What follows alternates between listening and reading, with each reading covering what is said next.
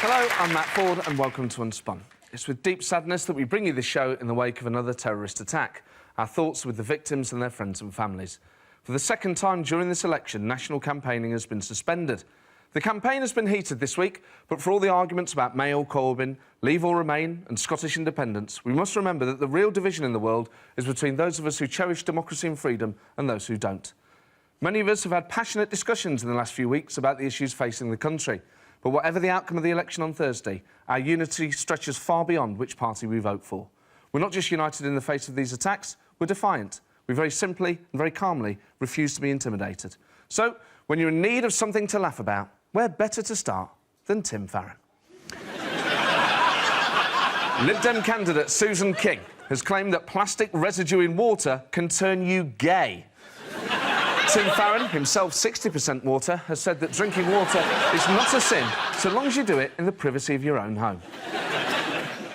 Tory candidate Craig McKinley has been charged over the expenses scandal in South Thanet, which was the seat Nigel Farage contested and lost.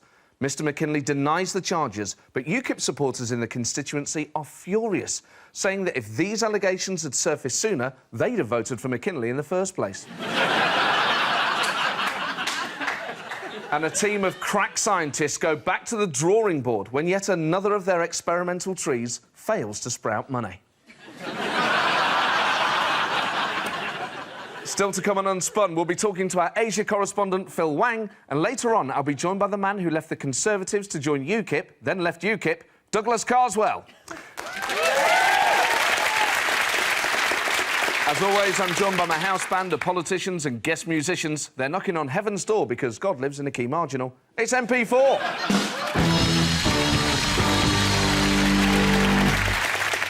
As you know, Kev, Greg and Pete are out tearing down their opponents' posters, so deputising for them tonight, we have, on drums from Sisu, Stephen Owens. On guitar from Bombay Bicycle Club, it's Jamie McCall. On keys, the man who ran for Labour against Jeremy Hunt in 2015, Richard Mollett. And on bass, ex-Labour MP and Unspun's very own Ian Causey.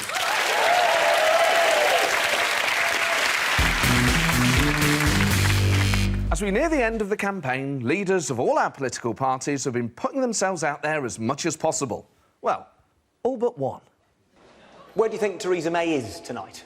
Take a look out your window. She might be out there, sizing up your house to pay for your social care. I think the first rule of leadership is to show up. The Prime Minister didn't have the guts to come along this evening. She won't turn up to these debates. Why isn't she turning up to these things? Do you know if she watched the debate tonight?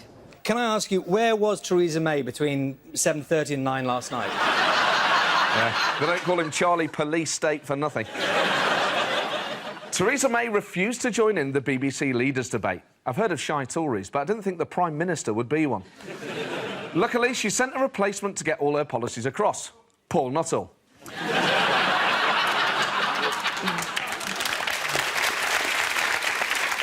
It was, of course, Amber Rudd who was sent out to front the Theresa May party. In 2015, David Cameron also avoided head-to-head debates. The crucial difference being he didn't send a replacement because it looks ridiculous.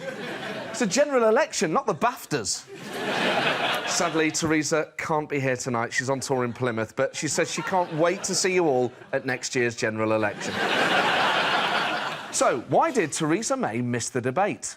Debates where the politicians are squabbling among themselves doesn't do anything for the process of electioneering. I think actually it's about getting out and about, meeting voters and hearing directly from voters. Yeah, why speak to millions of people on telly when you can meet a tiny fraction of them face to face? However, Theresa May could dispel the idea she's hiding with a strong performance on Woman's Hour. Theresa May refuses to appear on Woman's Hour, sends Justine Greening instead. Theresa May has hidden away so much this week, UKIP are worried about her vitamin D intake. If Theresa May wants less attention, Boris Johnson suffers from the opposite problem. On Wednesday, we showed you Boris losing it during a discussion with Labour's Andrew Gwynn. Boris, you know what our position is. No, I don't think you know what your position is. I voted to trigger Article 50. I don't think you know what your position is. Boris was out representing the Amber Rudd party again on Friday night, thankfully being interviewed alone. It's very, very important for people to focus what the two potential leadership candidates... Why wouldn't you go head-to-head with me today, Boris? Oh, God. Here we go again. Ever the diplomat, Boris agrees to a debate using the sort of nuanced language he learned in the Foreign Office. If you want to come and join me, come on then, you big girl's blouse. Yeah, come on, North Korea, you saggy pair of Y-fronts. Boris then resorts to debate tactics that aren't so much underhand as overarm. Boris, I'm sorry to say, I'm so sorry. Don't be a pillar. Boris was clearly on a mission to get a rise out of Labour politicians and even resorts to blowing kisses at Corben ally Ian Lavery. You just pointed in my face. I want to hear from... Let's hear from Jeremy Corbyn. This is what he had to say about that nuclear deterrent.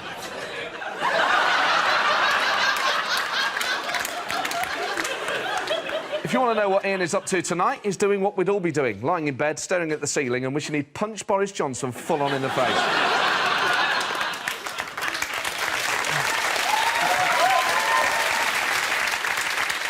Ian, you're a seasoned campaigner. How would you have dealt with that provocation from Boris Johnson? I think if Boris had grabbed me like that, I would have given him a true Northerners reaction. What, made him a cup of tea? Yeah, and asked how his nana is. Thank you very much. Donald Trump controversially pulled America out of the Paris climate change agreement, causing leaders across the globe to denounce him. In a statement outside the White House, he told the world what he doesn't want. We don't want other leaders and other countries laughing at us anymore. Good luck with that. Hello, everybody. Thank you all. It's nice to be back. Nice to be amongst friends again. Not that I don't have friends, by the way, because I do. I have more than you. I just thought it'd be nice to say to you all. I want to talk to you today about global warming, which, as we all know, is a hoax. It's like the Loch Ness Monster and gravity. If global warming exists, by the way, no one can tell me this. Why do we still have winter?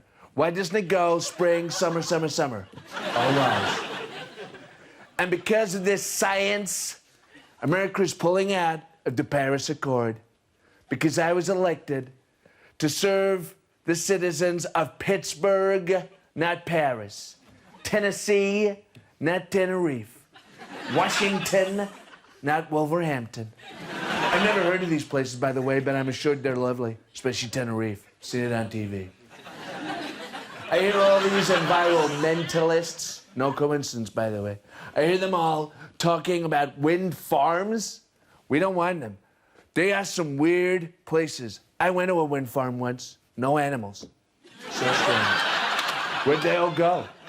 No one knows.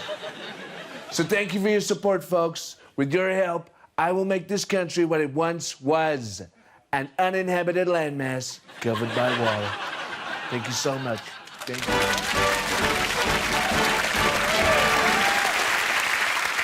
Trump's withdrawal from the Paris Agreement gives China the opportunity to lead the world in tackling climate change. Although, as China produces nearly a third of the world's CO2 emissions, it currently leads the world in creating climate change. Still, as Rocky almost said, if we can change and they can change, we can climate change. To find out the very latest, it's time to check in with our Asia correspondent. He's got jokes to spare, ribs the great and good. It's Phil Wang. Thank you, Matt. Asia, the continent with more time zones in it than one of those clocks has loads of time zones in it.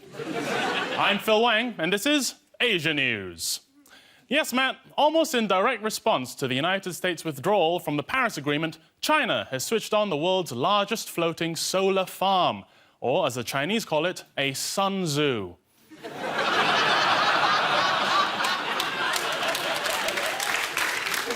The plant is capable of generating 40 megawatts of electricity, enough to power 15,000 homes or one iPhone with a sat-nav on. Solar farms are best placed in locations that are otherwise of little value, such as abandoned quarries, deserts, or Swindon. But it hasn't all been good news for China this week. Google's AlphaGo AI has defeated Chinese man Ke Jie, the world's #1 human Go player. In the game of Go, players take turns placing coloured stones on a 19 by 19 square grid before being alone forever.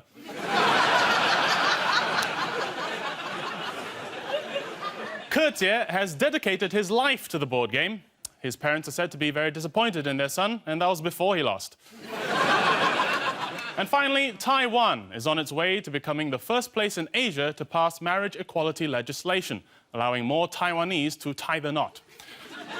This is a historic victory for the Taiwanese gay rights movement, which has faced opposition from traditionalists. After all, it's Adam and Eve, not Xiaoming and Xingui. Those are both boys' names. I'm Phil Wang for Unspun. 对不起, Swindon. Thanks, Phil. Now, picture the scene. You're in an empty room. All that's in it is a blindfolded man holding a gallon of beans with very slippery gloves while riding a rodeo covered in butter. Right? He still wouldn't spill as many beans as this lot.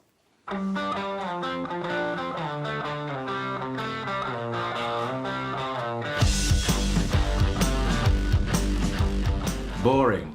Very boring. The geek, I'm afraid. Very swotty. I was a bit of a swot. Very naughty. Best place to get in trouble is at school because, you know, the playground's the place to experiment socially and find out who you are and find out who not to poke with a stick. Talkative. Very chatty. Gobby. I used to get involved in fights all the time. So I think a career in politics was almost inevitable. I really don't like it when they go on too long. People just yell at one another from opposite sides of the room, and no one's actually listening, and no one can actually hear what anyone else is saying. So you just have this absolute cacophony. The subtle smuttiness of the Prime Minister. She drops in a couple of like saucy little gags. I really hope I'm not the only one that's noticed it. Otherwise, this is a very different story. Well, you know what that means. Yeah. We'll edit that one out, though, won't we? I mean, if my children behave like they do in the House of Commons, frankly, I'd send them to their rooms. I'll be back after the break when I'll be joined by one of the architects of Brexit, the man who Nigel Farage tried to throw out of UKIP and called a Tory party posh boy, Douglas Carswell.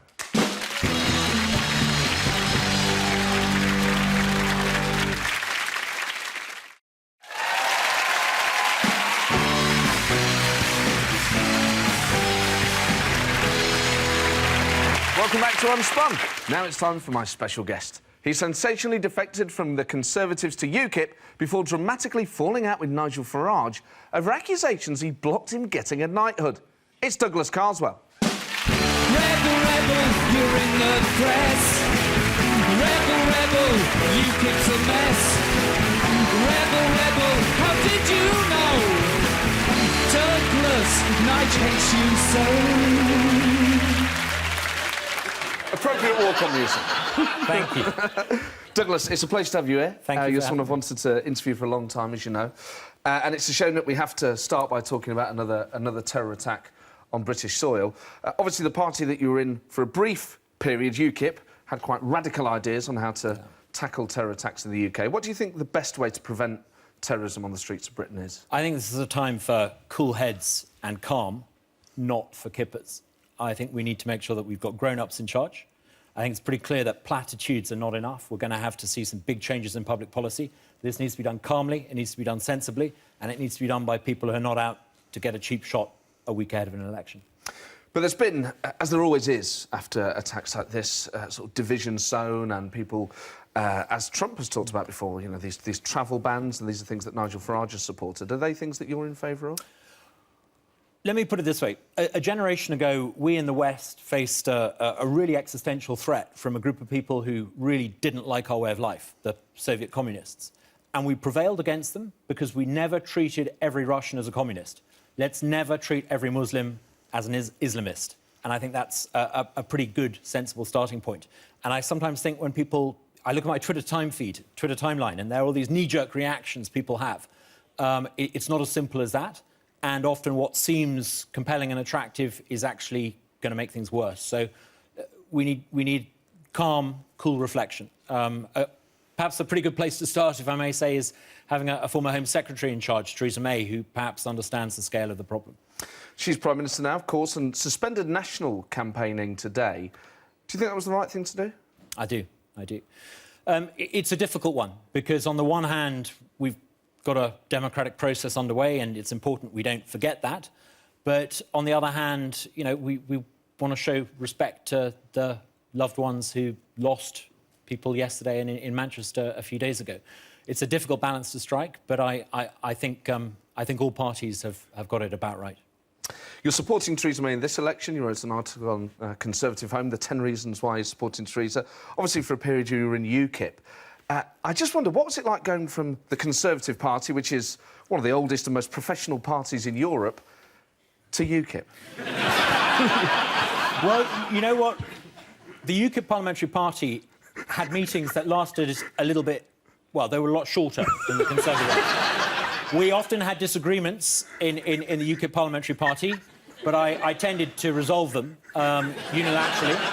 I invited other members of UKIP to come along and suggest how we should vote, but ultimately I was the only person with the vote, and I exercised that right quite a lot. I appreciated the advice Nigel and others gave me, but, you know, I was my own chief whip. With Nigel, then, that relationship was famously or infamously tumultuous. There are rumours that you blocked him for a knighthood. I don't think anyone ever really seriously thought that was the problem in a relationship. What caused the tension between you and he? I mean, fundamentally, you know, I don't make any secret of this. I joined UKIP, number one, to try to force David Cameron to give us a referendum. Number two, to make sure that the right people ran the right kind of campaign. A campaign to take back control needed to start by taking back control of Euroscepticism. Think Gisela Stuart, think Boris Johnson, optimistic, internationalist, fun, not Nigel. And if the wrong sort of Eurosceptics had run that referendum campaign, we would have lost. And that's ultimately what it was about. And, yep, I think one or two people perhaps sensed that I was more interested in getting us out of the EU than in helping a particular party, and they got upset with me, but whatever. In terms of your experience in UKIP, then, it sort of begs the question, why join a party to leave it relatively quickly? Were you surprised by what you found there? Not really, no. It's precisely because I knew UKIP's weaknesses that I wanted to make sure they didn't run the referendum campaign. Look, you know, I went into politics because I passionately believe that we should leave the EU, and I decided before the referendum, whatever the outcome, I wasn't going to stand again. You know, I stood for Parliament 5 times. I won 4 times. I've only ever lost to Tony Blair. My apologies for that. And I helped us win the referendum. I felt job done. You know, most MPs see politics as a game of musical chairs. They want to keep their seat for as long as possible. It was never like that for me. It was always about, whether you agree with me or disagree with me, it was always about getting us out of the EU. And once I felt we'd done that, I didn't want to hang around anymore. There are lots of other things I want to do with my life. So with Nigel, what was he like with you Sir at first? Nigel, as I often called him.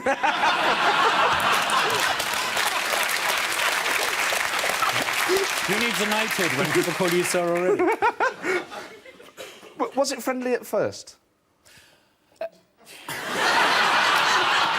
Look, I've been a member of 2 parties in the past 3 years, and I've never got on with any party leaders. So perhaps it's me, not them. Let's be kind to them. You know, all party leaders, and this is something I've learnt in the 12 years I was in the House of Commons, all party leaders, believe it or not, they actually deserve a little bit of respect. It's not easy being Tim Farron or But that was before he led the Lib Dems. You know, but you go out there, you spend 7 days a week trailing around the country, trying to get people to vote for you, and, you know, you get this relentless scrutiny. And, you know, whether it's David Cameron or Nigel Farage, you know, I've got a grudging admiration for all the leaders of all the parties, even Tim Farron. It can't be easy. But people always want to sort of know what happened behind the scenes, don't they? Was there ever a point with Nigel where he was sat there with his sort of fag and pint in hand going, look, Douglas, for God's sake, why don't you just shut your mouth when you're in public, let me do the speaking, and we'll all get on bloody fine?